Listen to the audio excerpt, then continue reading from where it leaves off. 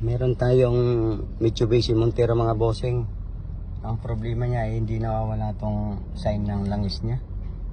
Ayan. Ayan mga boss, nakakairita po kasi pag may nakalitaw na engine oil. Baka raw kumatok ang makina. Ayan, kaya ayaw itakbo. Ngayon, tinanggal natin yung oil sending unit. Ito po. Ito po ang dahilan bakit nailaw yung engine oil. Ito naman yung bago na. Ito po yung luma at bago mga bossing. Ayan. At dito ay isasalpak na natin. Ayan po. Pagkasama yung asawa, mahirap talaga.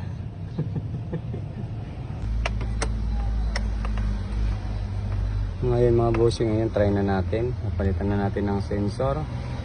Oil sending sensor. Ayan, try na rin start.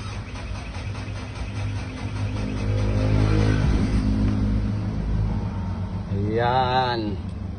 Ayan mga boss, yan. Nawala na yung sensor ng langis. Ayan mga boss, ayan. I-rev natin.